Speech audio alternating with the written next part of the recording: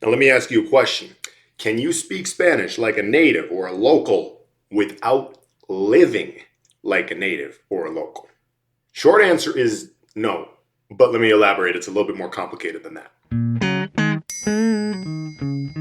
Hola amigos, Sean, brand ambassador with Spanish 55 here. Welcome to the third installment of our series, How to Speak Spanish Like a Native. Now, if you missed the first two parts, don't worry, I've got you covered. There are links in the description below. This video is all about Spanish culture, todo sobre la cultura de los países que hablan español, right? They're always going to tell you that a huge part of any language is its culture, right? Now, probably the biggest culture shock actually that really just like stuck with me was this one-liner that this girl from Chile told me.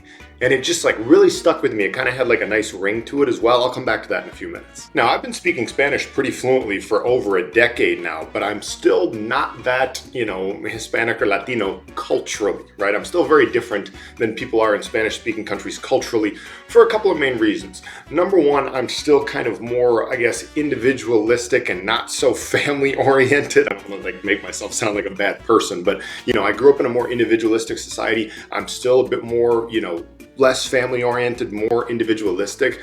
I'm very punctual still in social situations, which is not the case in most Spanish-speaking countries, and I'm a terrible dancer.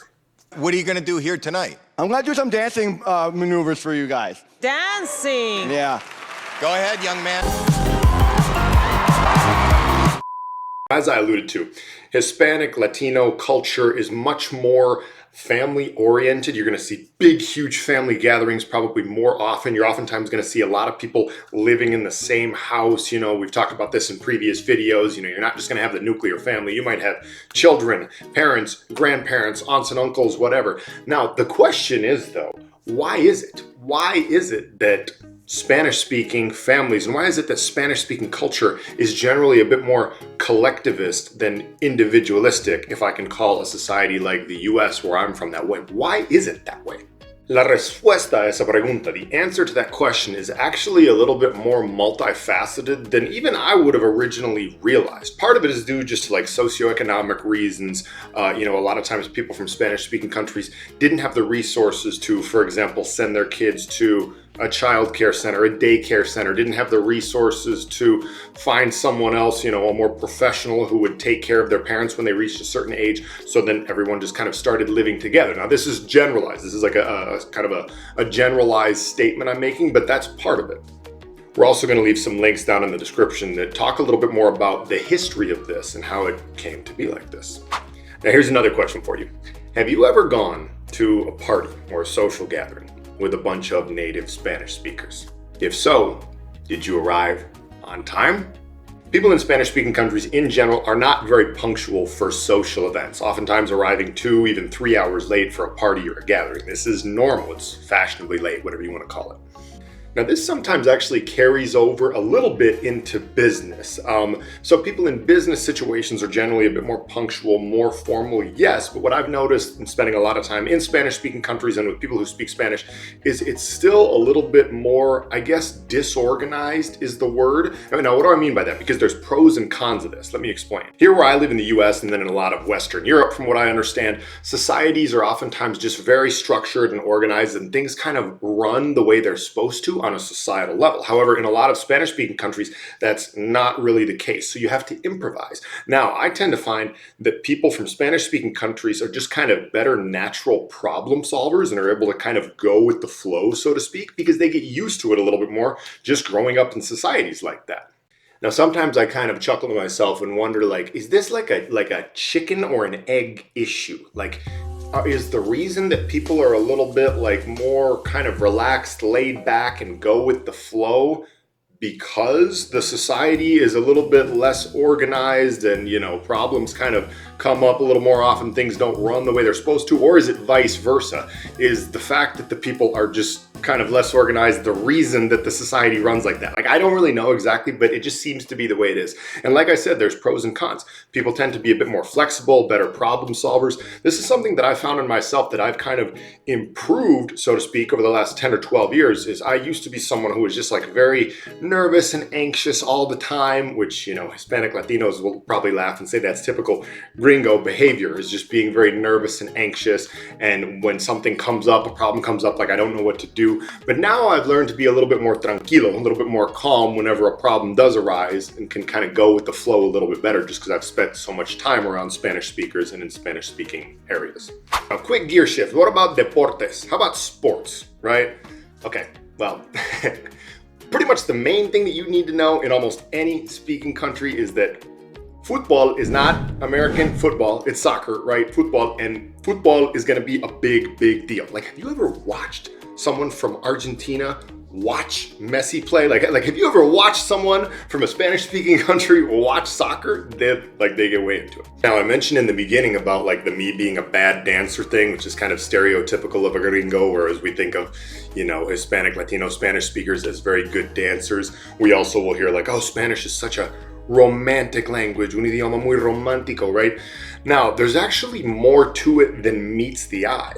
One thing that I recently learned is that salsa music actually became very popular, well, in the Black and Hispanic community in like the 1960s and 1970s as kind of a way to combat racial discrimination. So like this happens all the time in society, right? We have arts, music, dance, things like that as a way to kind of combat oppression. And so we've got an article down below that explains a little bit more of this. You might find it interesting. Now let's go back to what I was talking to you about at the beginning. I mentioned that girl from Chile who hit me with kind of like a one-liner that really stuck with me, right? So I was in a social setting with one of my friends who's also from the US, and then her and a friend of hers. And essentially I said something to her along the lines of, oh, I'm going to be competing with my friend in this situation, okay? And she said, this is the one-liner, Sean, no hay que competir, hay que compartir. Sean, you don't have to compete, you have to share. It has a better ring to it in Spanish, obviously, but no hay que competir, hay que compartir. And when she said that to me, it was just like, huh. It was like the epitome of the difference between someone from the US and someone from Latin America. From the US, you have this very individualistic, competitive culture, whereas in Latin America, you have more of a collectivist society. And that literally, it remains probably to this day, like the biggest cultural difference that I still really, I'm aware of it, but still it's not like ingrained in me, or I haven't really changed that part of me. I still have like a very individualistic nature, I would say, compared to people in Latin America who are just, and that phrase just really stuck with me. That's probably still like the biggest thing after all these years that hasn't really changed about me. Like, I'm aware of it. I'm aware of the cultural difference, but like I feel like at the core, I still remain very individualistic as opposed to collectivist. Now, other cultural differences that I'm not even going to go deeply into. Obviously, you have food is different. There's an article down below if you're interested. Things like health and medicine, remedios caseros, right? Like home remedies for things are extremely popular, and it becomes a cultural difference, really. We could talk about things like Catholicism, because most, well, especially from Latin America, most Hispanic Latinos are Catholic, and religion does play a big role in a lot of their daily lives, I would say. We could also talk about machismo, which is an interesting term that you'll probably hear a lot and is definitely still very prevalent in a lot of Hispanic Latino societies compared to in the US. But I'm not going to go that much into detail on those things in this video. So with all of that being said, okay, you don't necessarily have to change your culture in order to speak Spanish like a native, so to speak, okay? Me, even after all these years, I'm very fluent in Spanish, but I still consider myself very much more of a gringo culturally than a Hispanic or Latino, someone from a Spanish-speaking country. With that being said, you do have to understand. Tienes que tener un conocimiento. You have to have a certain level of awareness, right, about these different cultural differences. Let me put it to you this way. Let's say that there was someone from a different country who was learning English and they spoke perfect American English, right? Like perfect accent, perfect grammar, perfect pronunciation, perfect everything. They sound like a native speaker from the US. But then you started talking to them about certain things and asked them if they were going to have a big meal for Thanksgiving, or if they were going to cook a turkey, if they had done their Christmas shopping yet, or if they were going to go see fireworks for 4th of July, and they weren't aware of those concepts. Then you would be like, well, no, this doesn't make sense. Like you don't speak English like a native if you don't understand those basic concepts that we have in our country. I'm just using that as an example, right? The same concept applies. This is why in order to speak Spanish like a native, you don't necessarily have to live exactly like a local or a native, but you do have to have a very good, at least basic understanding of all of these cultural concepts that are going to inevitably come up when you're speaking the language quite often. Now, that same concept applies to the 4th video in this series, which is going to be coming up soon.